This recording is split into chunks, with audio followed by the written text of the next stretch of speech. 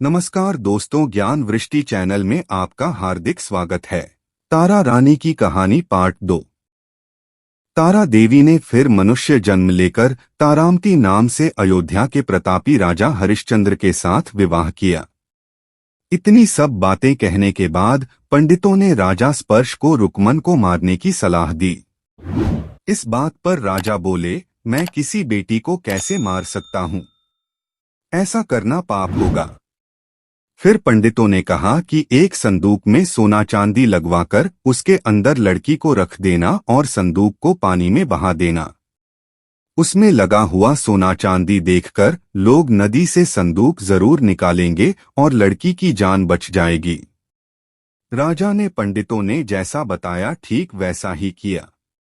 नदी में सोना चांदी जड़ा हुआ संदूक देखकर काशी के पास ही एक भंगी ने उसे बाहर निकाल लिया। उसके कोई बच्चे नहीं थे, इसलिए उसने संदूक के अंदर की लड़की को पालने का फैसला लिया। उसे भंगी व उसकी पत्नी ने खूब प्यार से पाला और रुक्को नाम रख दिया। बड़ी होते ही दोनों ने रुक्को की शादी करवा दी। रुक्को की सासू माँ तारामती और राजा हरिश्चंद्र के महल में साफ सफाई करने का काम किया करती थी। कुछ दिनों के बाद रुक्को की सासू माँ बीमार हो गई।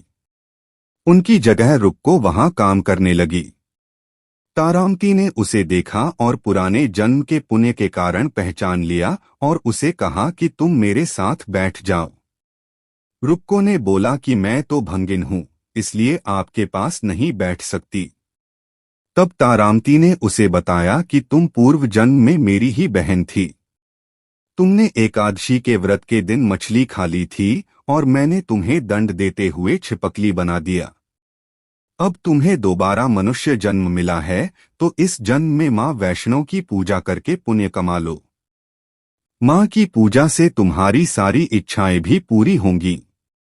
तारामती की इस बात को सुनने के बाद रुक्को माँ वैष्णो से एक बेटे के लिए प्रार्थना करती है और कहती है कि अगर उसकी मनोकामना पूरी हुई तो वो अपने घर में माँ वैष्णो देवी पूजन और जागरण कराएगी। माँ वैष्णो देवी उसकी प्रार्थना सुन लेती है और उसे बेटा होता है।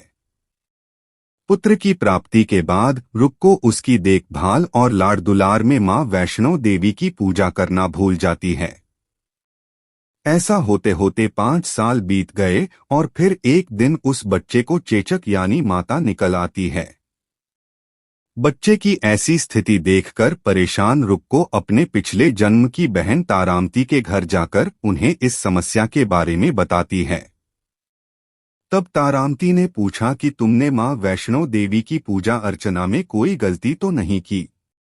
फिर रुक्को को याद आता है कि उसने माँ वैष्णो देवी का जागरण कराने का प्रण लिया था।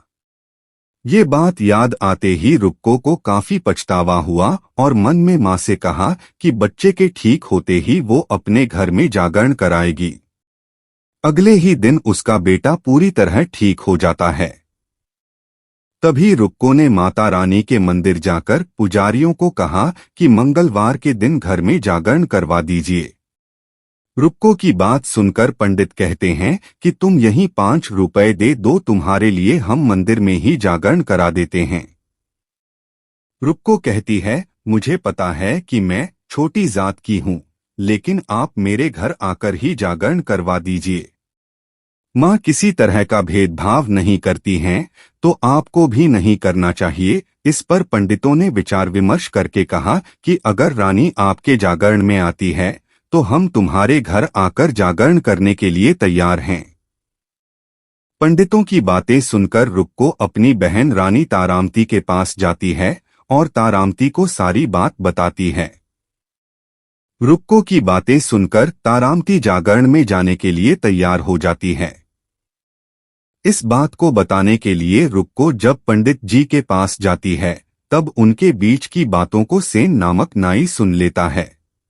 फिर वह राजा हरिश्चंद्र को जाकर सारी बातें बता देता है। राजा के मन में हुआ कि रानी को नीची जाति वालों के घर जागरण में नहीं जाना चाहिए। इसी वजह से वो अपनी उंगली काट लेते हैं, जिससे उन्हें नींद न आए और रानी जागरण में न जा सके। जब जागरण का समय होता है तब भी राजा को जागते हुए देखकर रानी मन ही मन मां वैष्णो देवी से प्रार्थना करती है कि महाराज को नींद आ जाए ताकि मैं जागरण में जा सकूं। रानी की प्रार्थना के कुछ ही देर बाद राजा को नींद आ जाती है। फिर रानी तारामती खिड़की में रस्सी बांधकर महल से नीचे आकर रुक्को के घर चली जाती है। इसी जल्दबाजी में रास्ते में ही रानी का रेशमी रुमाल और एक पाव की पायल गिर जाती है। इधर कुछ वक्त बाद राजा हरिश्चंद्र की नींद टूट जाती है। नींद खुलने पर रानी को अपने पास न देखकर राजा उसकी तलाश में निकल जाते हैं। रानी को ढूंढते ढूंढते उन्हें रानी का रुमाल और पायल मिलती है। रानी की चीजों को अपने साथ लेकर राजा जागरण स्थल पहुंचते हैं और एक जगह चुपचाप बैठकर जागरण सुनने लगते हैं। मां वैष्णो देवी के जयकारे के साथ जागरण खत्म होता है और सभी को प्रसाद दिया जाता है। तब रानी अपने हिस्से के प्रसाद को झोली में डाल लेती है। रानी के ऐसा करने पर लोग उनसे पूछते हैं कि वो प्रसाद क्यों नहीं खा रही हैं। अगर आप प्रसाद का सेवन नहीं करती हैं तो जागरण में आए लोग भी प्रसाद नहीं खाएंगे। तब रानी बोलती है कि वह प्रसाद राजा के लिए था, अब आप मुझे प्रसाद दीजिए। फिर अपने लिए प्रसाद लेकर रानी सबके सामने उसे खा लेती है। रानी के प्रसाद खाते ही जागरण में मौजूद सभी भक्तों ने भी प्रसाद खाया। उसके बाद रानी महल के लिए निकल जाती है। तभी रास्ते में ही राजा उन्हें रोककर पूछते हैं कि तुमने नीच जाति के घर प्रसाद खाकर खुद को अपवित्र कर लिया है। तुमने मेरे लिए भी प्रसाद रखा है, अब तुम उससे मुझे भी अपवित्र करना चाहती हो। अब मैं तुम्हें अपने महल नहीं लेकर जा सकता। यह बोलते हुए जब राजा रानी की झोली को देखता है तब उन्हें प्रसाद की जगह गुलाब, चंपा जैसे अनेक फूल और कच्चा चावल व सुपारियां नजर आती हैं। इस चमत्कार को देखकर राजा हैरान हो जाते हैं। फिर राजा चुपचाप रानी को अपने साथ लेकर महल जाते हैं। वहां रानी बिना माचिस के ही माता रानी के सामने दीप जला रही होती है। दीप जलाकर राजा हरिश्चंद्र को और हैरान कर देती है। फिर रानी बोलती है कि माता के दर्शन करने के लिए बहुत बड़ा त्याग करना पड़ता है।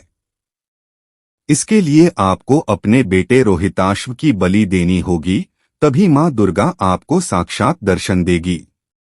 यह सुनकर राजा के मन में मां के दर्शन की इच्छा होने लगी, जिसके लिए राजा अपने पुत्र की बलि दे देते हैं।